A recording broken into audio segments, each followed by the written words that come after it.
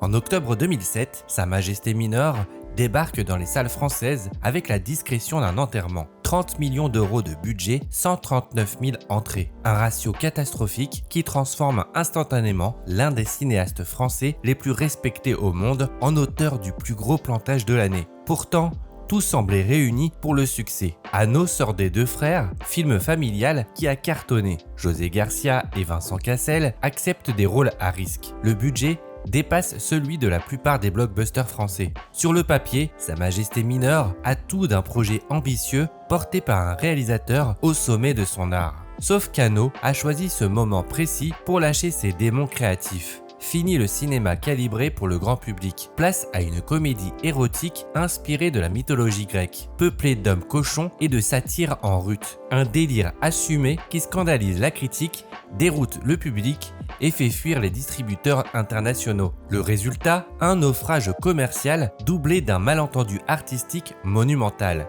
Les critiques, qui espéraient de la finesse, trouvent de la vulgarité. Personne n'y comprend rien. Tout le monde déteste. Mais derrière ce fiasco apparent se cache une histoire plus complexe. Car Sa Majesté mineure n'est pas née d'un caprice ou d'un accident. C'est l'aboutissement d'une volonté délibérée de sortir des sentiers battus, quitte à tout perdre. L'histoire d'un cinéaste qui préfère l'échec authentique au succès formaté. Comment un projet sincère peut-il virer à ce point au désastre? Pourquoi un créateur respecté choisit-il de s'aborder sa réputation? Et surtout, que révèle cet échec sur les limites de la création artistique face aux attentes du public? Bienvenue dans Cache Test.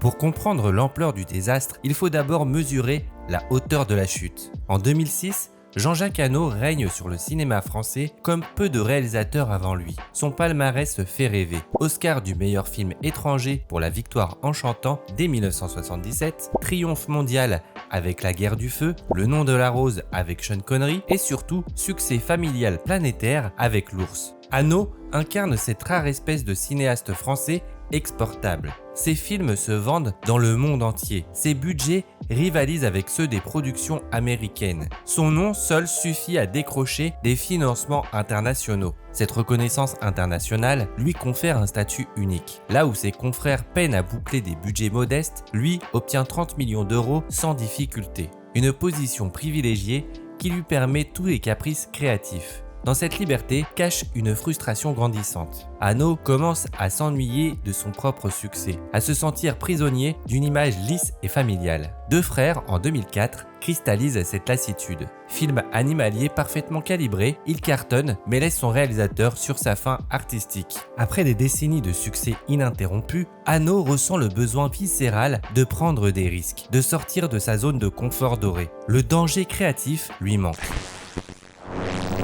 Je suis dans un état où je sais que il faut pas que je m'engourdisse. Il faut pas.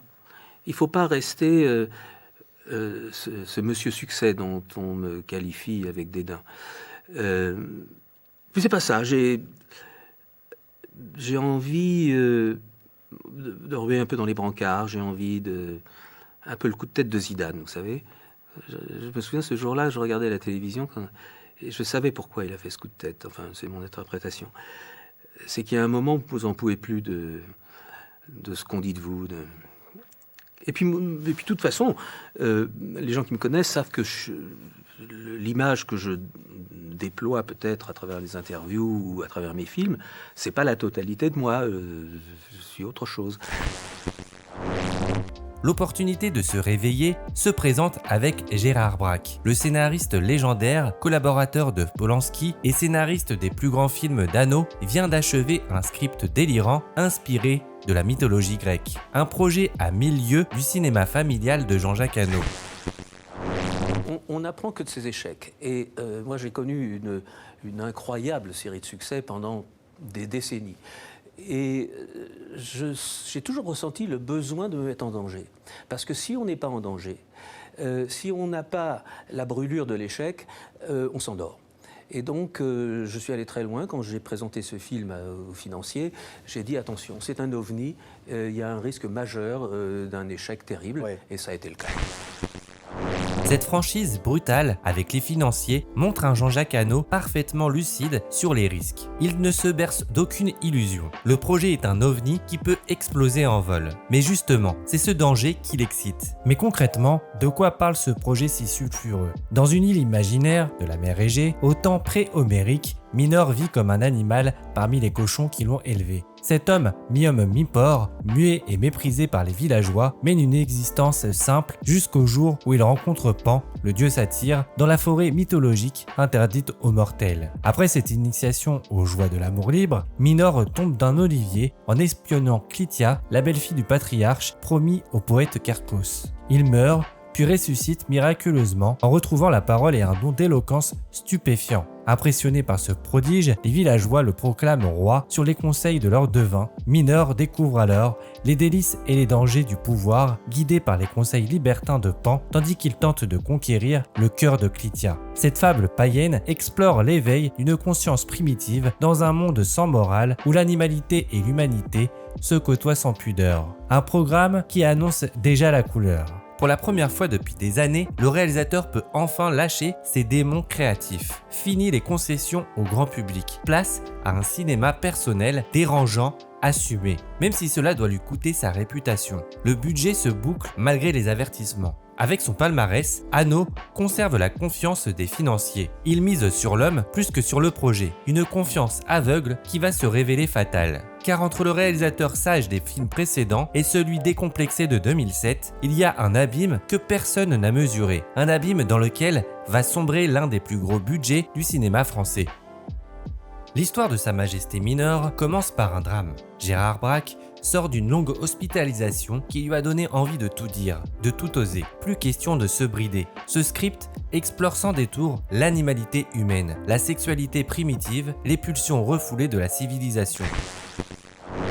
Il y a toujours eu dans la personnalité de Gérard Braque quelque chose de complètement insolite, aux antipodes de la convention, qui m'a toujours absolument enchanté. Et il avait cette vieille idée qui traînait d'un rapport bizarre entre un homme cochon et le dieu Pan, dans une débauche de sexualité naturelle telle qu'elle était vécue par les Grecs des temps anciens. Or moi, alors évidemment, la mythologie est une chose qui m'a toujours beaucoup plu. La très libre société grecque, qu'on a complètement oublié évidemment, parce qu'aujourd'hui on est tellement politiquement correct, et on oublie tellement notre passé animal. Le réalisateur retrouve dans ce projet ses propres obsessions. Depuis la guerre du feu, il n'a cessé d'explorer la frontière entre l'homme et l'animal, mais toujours en filigrane, toujours avec retenue. Cette fois, Braque lui offre l'occasion de plonger sans complexe dans ces territoires interdits. Le projet séduit aussi par ancrage mythologique. Situé dans une antiquité imaginaire, peuplée de créatures hybrides, il permet d'aborder tous les tabous sans contrainte morale. Plus de limites, plus de censure. Tout devient possible dans cet univers fantasque où les hommes vivent comme des animaux. Mais le destin va frapper le projet de plein fouet. En plus de ça, mon ami Braque est très malade.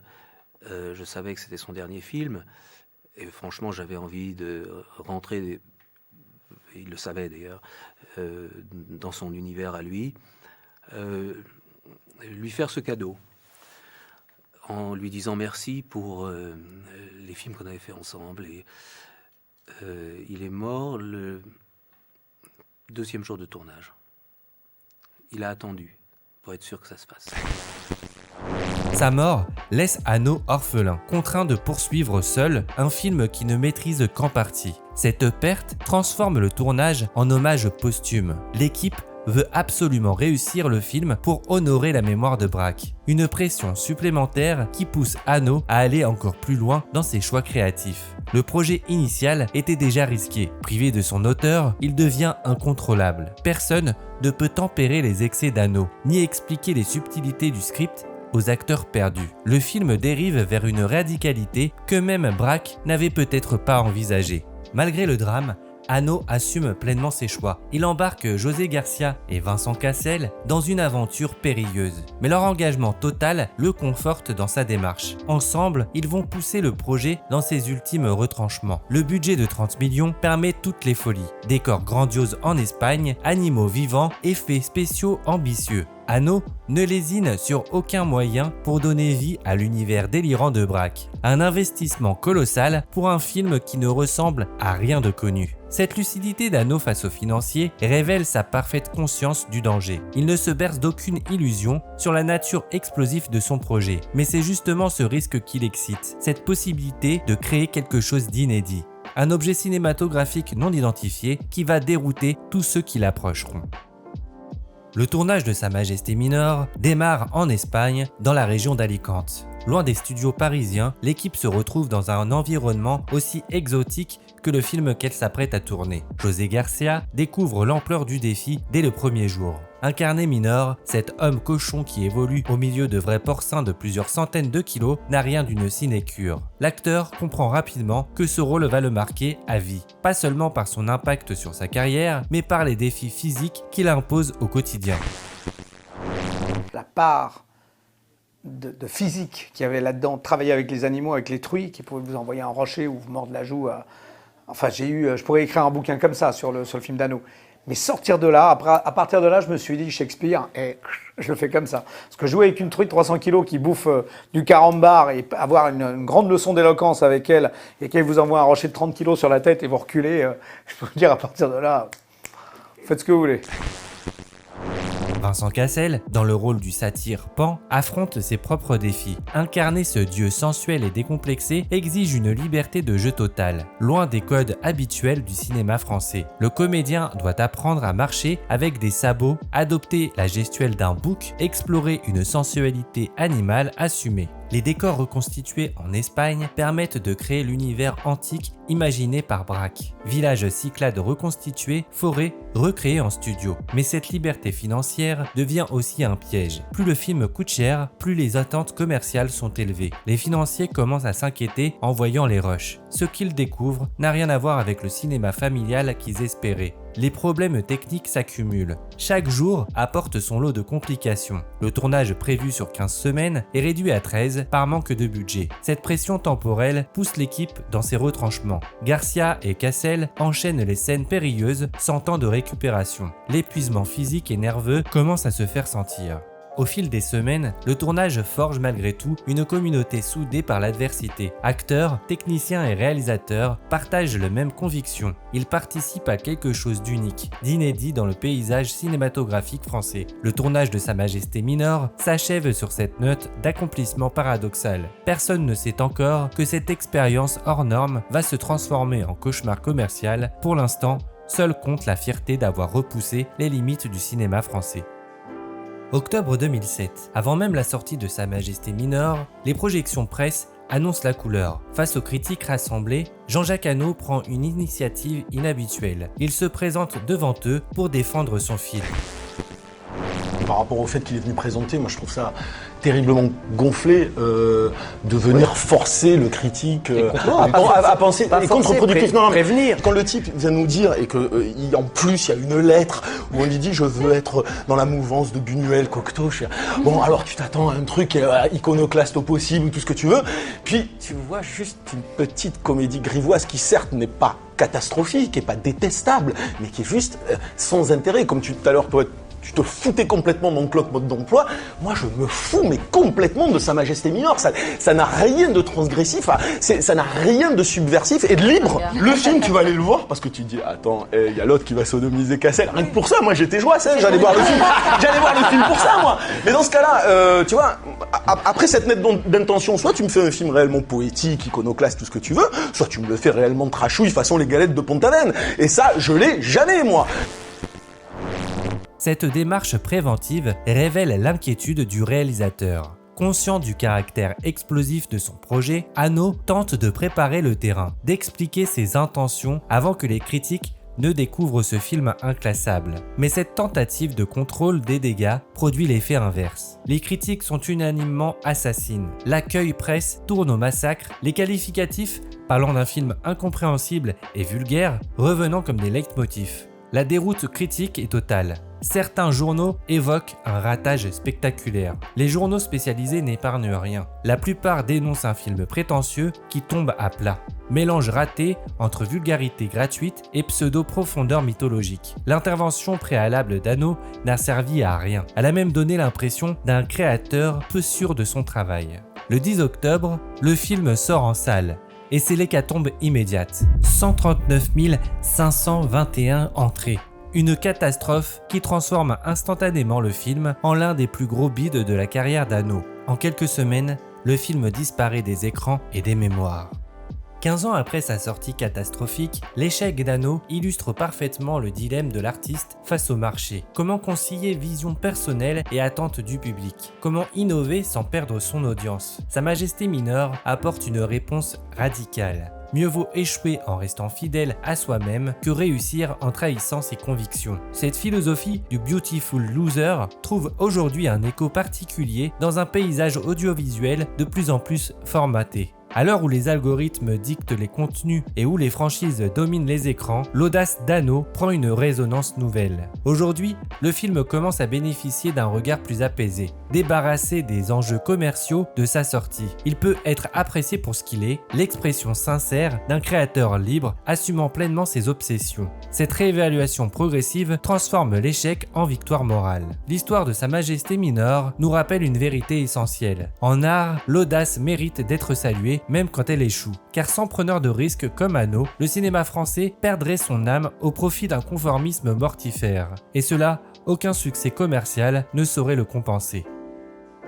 Merci d'avoir regardé cette vidéo. Si elle vous a plu, vous pouvez liker et commenter et bien sûr la partager. On se retrouve très vite pour une nouvelle vidéo. Salut!